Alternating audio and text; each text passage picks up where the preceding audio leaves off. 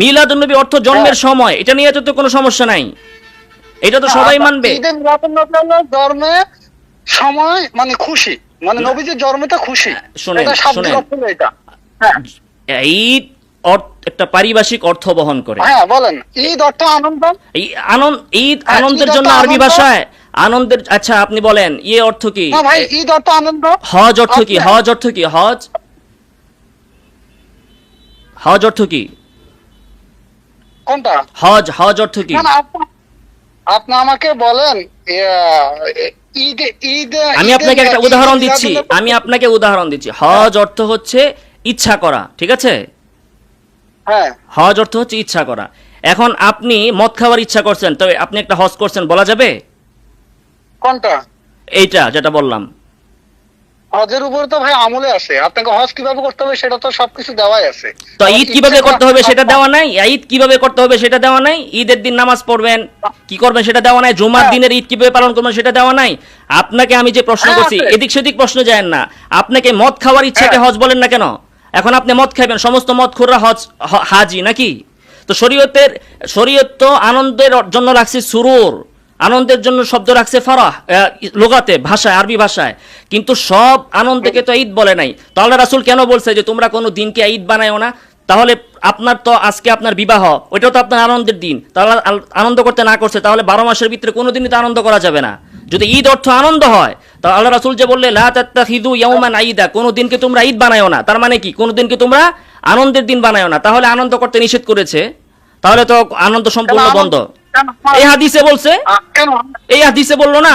আপনারা বললেন ঈদ শব্দের অর্থ আনন্দ, আপনারা বললেন যে ঈদ শব্দের অর্থ হচ্ছে, আপনার কথায় আপনি জবাব দেন, আপনার কথার আপনি জবাব দেন।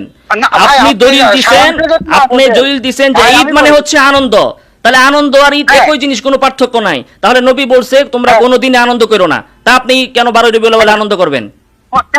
কেন কি হাদিসে বলছে নবী লা তাত্তাখিযু ইয়াওমান ঈদা। আরে ভাই, আপনি তো এটা, আরে ভাই আবার কি, এটা জবাব দেন আপনি, এই স্পেসিফিক কথা বলেন। আপনি তার অর্থ ভালো করে জানেন। ঈদুল ফিতর, ঈদুল আজহার মতন করে কোন দিনকে তোমরা হলো যে ওইভাবে আনন্দ করে না।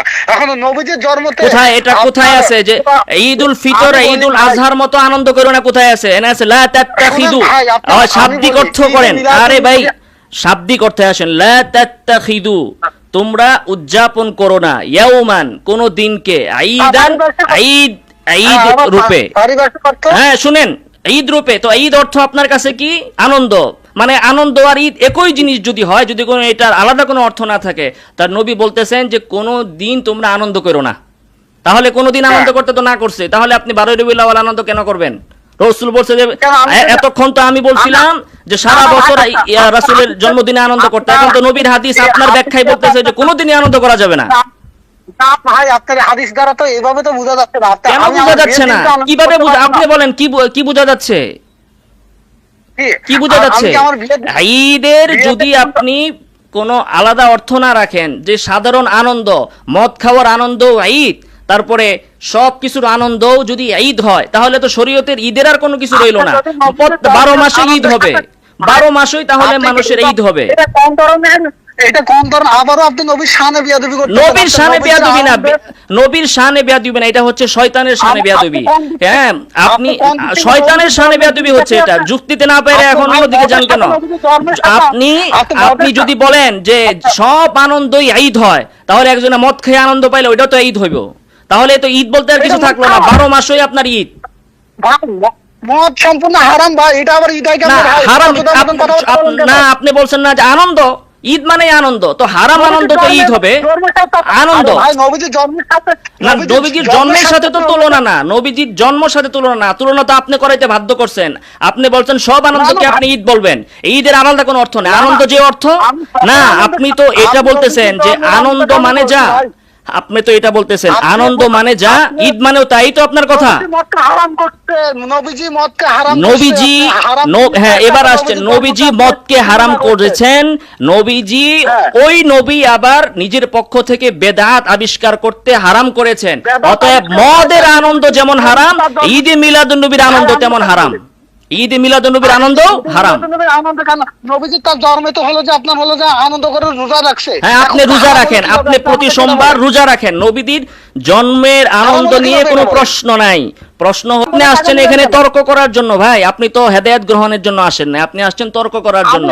আপনি তো তর্ক করার জন্য আসছেন। আপনি নবীর শানে হলো যে আপনি নবীর শানে বেয়াদবি আপনি করেছেন, আপনি নবীর শানে বেয়াদবি করেছেন, আপনি নবীর সাথে বেদাতের শব্দ যুক্ত করেছেন। আপনাদের এত বড় সাহস, নবীর জন্মদিনকে আপনারা খ্রিস্টানদের মতো, যারা তারা যেমনি ঈসা আলাইহিস সালামের জন্মদিনকে ঈদ বানাইছে, আপনারা নবীর জন্মদিনকে ঈদ বানাইছেন খ্রিস্টানদের মতো। সবচেয়ে বড় বেয়াদব হলো আপনারা। এত বড় স্পর্ধা আপনার যে নবীর জন্মদিনকে কেন্দ্র করে আপনি বেদাত বানান। এর চেয়ে বড় মূর্খ, এর চেয়ে বড় নবীর দুশমন আর কে হতে পারে? আর কে হতে পারে বলেন আপনি? এর চেয়ে বড় নবীর দুশমন আর কে হতে পারে? হারাম জিনিসের সাথে তুমি মদের সাথে তুলনা করছো। হ্যাঁ, তুমি আবার আপনি বলেছেন যে ঈদ মানে হচ্ছে আনন্দ, ঈদ মানে হচ্ছে আনন্দ, তার মানে মদ খাওয়ার আনন্দকেও আপনি ঈদ বানাইয়া দিছেন। আপনি এত বড় জাহেল, মদ খাওয়ার আনন্দকেও আপনি ঈদ বানাইছেন। আমি বলেছি ঈদ মানে সব আনন্দ নয়, ঈদ মানে হচ্ছে শরীয়ত যে আনন্দকে ঈদ বলছে শুধু ওইটাই। অতএব মদ খাওয়ার আনন্দকে ঈদ বলা যাবে না। আর আপনি বলেছেন, হ্যাঁ এখন তো গালি দিবেন, না পারলে এখন আপনার শেষ অস্ত্র হচ্ছে গালি। অতএব আপনার সাথে আর কথা শেষ করা যাবে না। আপনি এত বড় জাহেল যে আপনার কথা মানলে এখন ওই যে বেশ্যা পতিতালয়ে যে মানুষ যে আনন্দ করে ওই আনন্দকে এখন ঈদ বলতে হবে। আপনার কথা অনুযায়ী বেশ্যা পতিতালয়ে মানুষ যে আনন্দ করে ওইটাও এখন ঈদ হবে। এখন মদ খাওয়ার যে আনন্দ সেটাও কি আপনি ঈদ বলতেছেন? হ্যাঁ, এইটা আপনি বলতেছেন, আপনি আপনার কথা অনুযায়ী। আর আমি বলতেছি সব আনন্দকে ঈদ বলা হবে না। হ্যাঁ, কোন ঈদ মানে আনন্দ তো কোন লোগাতে আছে? হ্যাঁ বুঝলাম, তাহলে আপনি কোন লোগাতে এটা আছে যে ঈদ মানে আনন্দ, তবে হারাম কাজের আনন্দকে ঈদ করা বলা যাবে না? এটা কোন লোগাতে আছে বলেন? এটা কোন লোগাতে আছে? আপনি কি আরবি ভাষাবিদ? আপনি আরবির গুড়ার ডিম জানেন মিয়া? কোন লোগাতে আছে যে ঈদ মানে হচ্ছে ইয়াকে মদ খাওয়ার আনন্দকে, হারাম কাজের আনন্দকে ঈদ বলা যাবে না? কোন লোগাতে আছে এটা? কোন ডিকশনারিতে আছে বলেন? যেটা হারাম এটা কোথায় আছে? আপনি বললে হবে, আপনি বললে হবে। আপনি আগে বললেন না কেন? আগে শুধু কেন বললেন যে ঈদ মানে হচ্ছে আনন্দ? আগে শুধু, তাহলে যদি হারাম আনন্দকে ঈদ না বলা যায় তো ঈদ মিলাদুন্নবী তো বেদাত, তো ওই আনন্দকে আপনি কেন কিভাবে এই বেদাত মানে হারাম কিভাবে বেদাত? এটা এই জন্য বেদাত নবী করে নাই, সাহাবীরা করে নাই, তাবিঈরা করে নাই, এই জন্য এটা বেদাত। নবী সাহাবী তাবিঈরা করে নাই, এই জন্য এটা বেদাত।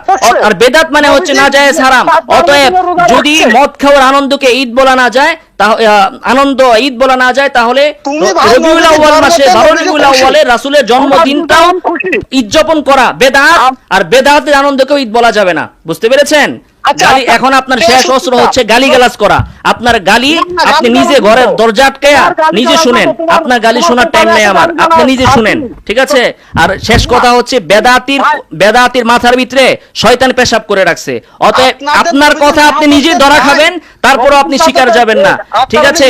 আর কোরআনে আছে ওয়াইদা খাতাবাহুমুল জাহিলুনা ক্বালু সালামা, জাহেলরা যখন তর্ক করতে আসবে তখন তুমি বলো যে সালাম। অতএব আমি আপনাকে বলতেছি আসসালামু আলাইকুম ওয়া রাহমাতুল্লাহি ওয়া বারাকাতুহু। আপনি না, আপনার 14 গোষ্ঠী, আপনার বাপ দাদা 14 গোষ্ঠীকে নিয়ে আইসেন, প্রমাণ করতে পারবেন না ঈদ মিলাদুন্নবী বেদাত। 100 বার ঈদ মিলাদুন্নবী বেদাত।